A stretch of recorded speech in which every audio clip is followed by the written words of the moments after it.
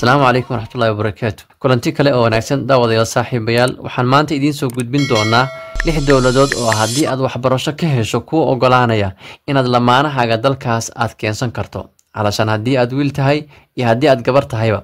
waana runtii arrin fursadiisa iyo fahankiisa gaarka ah u baahan haddaba markii ay sare u kacday loolanka tacliimeed ee u dhaxeeya dawladaha caalamka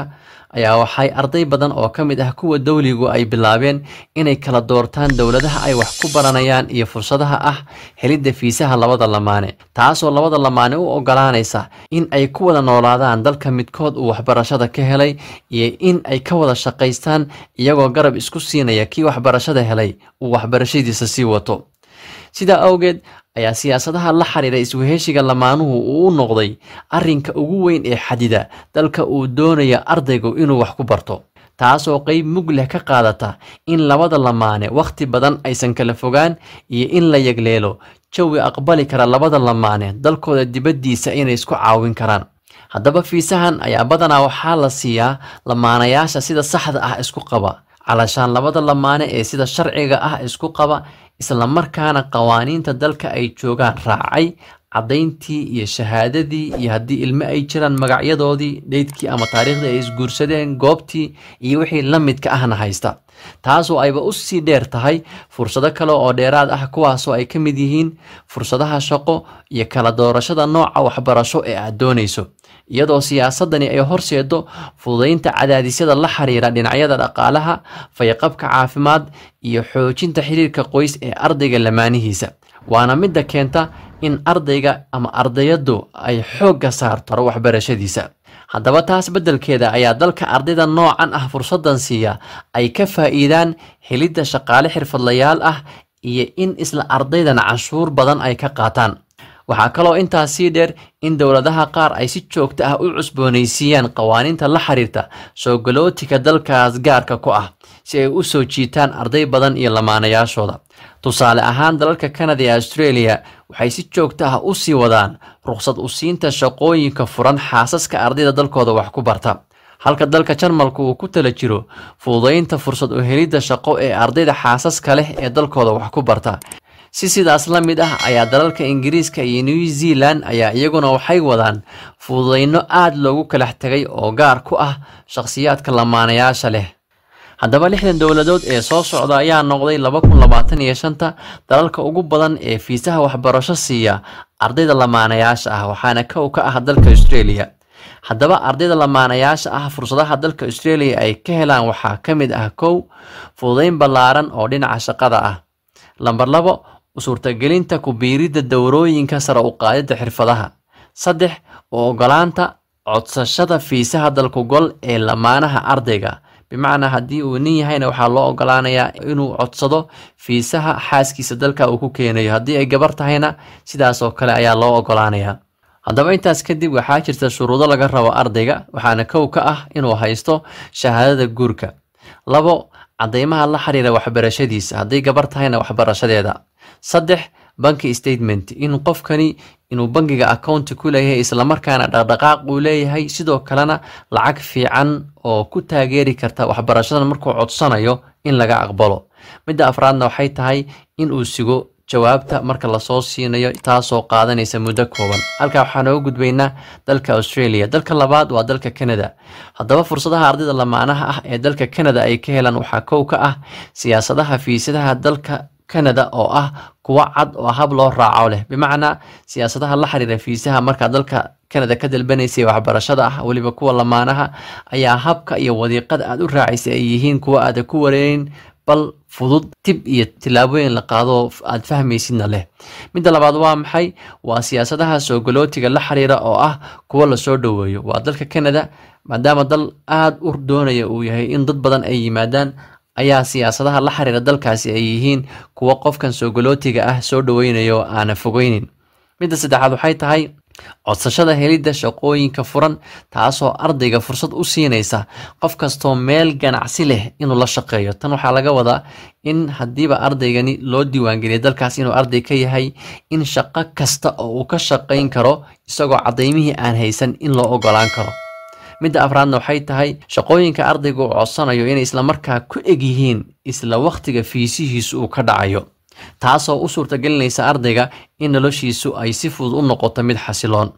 haddaba shuruudaha dalka Canada laga rabo maxay tahay ardayga markii lamaanaha loo ogolaado inuu dalka wax ku baran karo? Koow waxay tahay sugnaanta guurka, waa shahaadadii inuu haysto. midda labaadna waxay tahay banki statement xoogan oo lacag fiican ay ku jirto, dhaqdhaqaaq fiicanna sameeyey in uu ardayga lamaanaha ahi marka dalka Canada uu codsanayo inay u sii diyaarsan tahay. midda saddexaadna waxay tahay jawaabta markii fiisaha uu dalbado la siinayo in waqti kooban uu ku heli karo, mararka qaarkood ay dhacdana xataa asbuuc wax runtii aan ka badnayn inay qaadato. halkaana waxaan uga gudbaynaa dalka Canada. dalka saddexaad wuxuu yahay dalka New Zealand. haddaba fursadaha ardayda lamaanaha ah ee dalka New Zealand ay ka helayaan ayaa waxaa ka mid ah deganaan ammaan ah, in dalkaasi uu yahay dal aad u degan, runtii ammaan ah. haddana qofkan soo galootiga dalka marka uu tago ee ardayga ahi in waxyaalaha asaga caqabad ku noqdo ama cunsuriyad ku dareensiiyo inuusan kala kulmayn. midda labaad waxay tahay siyaasadaha dalka oo ah kuwo hufan, furfuran, isla markaana ay u dheer tahay in qofkani si fudud uu ku fahmi karo dalkan siduu yahay, siyaasadihiisa, dhaqanka dadka jooga iyo wixii la midka ah. midda saddexaad waxay tahay in lagu ogol yahay inaad dalbato fiisaha lamaanahaaga dalka lagugu keenayo. midda afraad waxay tahay ogolaanshiyaha ah inaad shaqo joogto ah hesho adigoo aana u baahnayn faahfaahin dheeraad ah oo la xiriirta fiisahaaga, bimacnaa inaan lagu xirayn fiisahaaga goormuu dhacayaa, goormaad qaadatay iyo wixii la mid ah, bal markaas aad codsatid haddii shuruudihii aad buuxisid inaad horey shaqadii ka helisid. midda shanaad waxay tahay ogolaanshiyaha tababaro gaaraya 3 bilood kuwaasoo la xiriira sare u qaadida xirfadahaaga. midda lixaad ee u dambeysana waxay tahay in dalka New Zealand uu gaar ku yahay inuu yahay dal aad u qurxoon, dadkana soo jiita dalkaas ku cusub. haddaba markaan halkaas uga gudbino fursadaha uu ka helayo ardayga lamaanaha ah ee dalka New Zealand ayaa waxaa jira caqabado laba ah oo la rabo inaad maanka ku sii hayso. oo maxay tahay? midda koowaad waxay tahay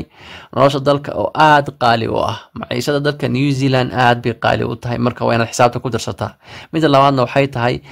bulshada dalka New Zealand ayaa waxay yihiin kuwa aad u yar. dalka afraadi waa dalka England ama Ingiriiska. haddaba fursadaha ardayga lamaanaha ah dalka Ingiriiska uu ka helaya ayaa waxaa kow ka ah jaamacadaha dalka Ingiriiska oo ah kuwo aad u tayo sareeya. midda labaad waxay tahay siyaasadaha ardayga xaasaska leh fiisahooda oo ah kuwo runtii la fududeeyay oo dalkaasi caqabado badan uusan kala kulmin qofka markii uu dalbanayo. midda saddexaad waxay tahay ardayga tacliinta sare ka diiwaan gashan oo loo ogol yahay in uu ardaygaasi codsado, ama gabar ha ahaado ama wiil ha ahaadee, inay codsadaan fiisaha lamaanahooda dalkaas loogu keenayo. midda afraad waxay tahay in lagu ogol yahay inaad shaqaysato. midda shanaad waxay tahay dooqa shaqadaada oo noqon karta in aad tiraahdid waxaan rabaa shaqooyinka full time-ka ah ee labada gelinba la shaqeeyo, ama inaad tiraahdo waxaan rabaa part time-ka oo ah shaqada halka gelin la shaqeeyo, ama gelinka hore ha noqoto ama gelinka dambe ha noqoto. midda lixaad ee ugu dambeysana waxay tahay helidda waxbarasho dheeraad ah oo ka baxsan tii aad markii hore soo diiwaan gashatay. bimacnaa waxaa laga wadaa dalka Ingiriisku markii uu ku aqbalo inaad tahay arday xaas ah ama nin ahow ama gabar ahowe, in waxbarashadii aad dalkaas ku timid ee lagu diiwaan geliyay adoo wata inaad waxbarasho kale ka garab bilaabi karto haddii adu aad tahay qof u babacdhigi kara, taasoo meesha ka saaraysa inaan lagu khasbaynin inaad waxbarashadaadii hore keliya ku ekaatid ama shaqadii lagu diido ama waxbarashada kale lagu diido, bal lagaa dhigay inaad tahay qof xor ah oo howlihiisaas haddii asagoo kasoo bixi karo samaysan kara. halkana waxaan uga baxaynaa dalka Ingiriiska, waxaan u gudbaynaa dalka shanaad oo ah dalka Mareykanka. fursadaha haddaba dalka Mareykanka ardayga lamaanaha ah uu ku helaya ayaa waxay tahay kow u ogolaanshiyaha ardayda caalamka uga timaada ee yimaada dalka Mareykanka nooca loo yaqaano FGT1 ama FGT2. F1 waa la dhahaa, F2 waa loo yaqaanaa labadoodaba. haddaba ardayda xaaladaha noocaas ah ku yimid dalka Mareykanka kaliya ayaa codsan kara fiisaha ah in qofkaas ama ardaygaas lamaanihiisa dalkaas loo keeno, ama rag ha ahaado ama dumar ha ahaadee. haddii marka F1 iyo F2 waxbarashada aadan ugu imanin dalka Mareykanka, laguma ogolaan doono in aad lamaanahaaga dalbato oo fiisa aad siiso kadibna dalka Mareykanka uu kugu yimaado. waa arrinka la rabo inaad maanka ku haysid marka Mareykanka aan eegno. haddaba caqabado tirooba ayaa jira oo ardadaas runtii ku qabsada dalka Mareykanka la rabana in xisaabta ku sii darsano. waxaana kow ka ah siyaasadaha dalka Mareykanku waa kuwo adag oo markii aad fiisaha waxbarasho gudbisanaysid runtii aad baa runtii lagu baaraya interview lagula yeelanaya waxa weeye lacagtii baa laga hubinaya systemkaad ku soo gashay baa laga hubinaya jaamacadii ama dugsigii saro iyo institutionada soo martay oo dhan baa si fiican lagaaga hubinaya taasi marka waa system adag oo la rabo inaad usi diyaar garowdid marka waa caqabad la rabo inaad kasii gaashaamatid midda labaad waxay tahay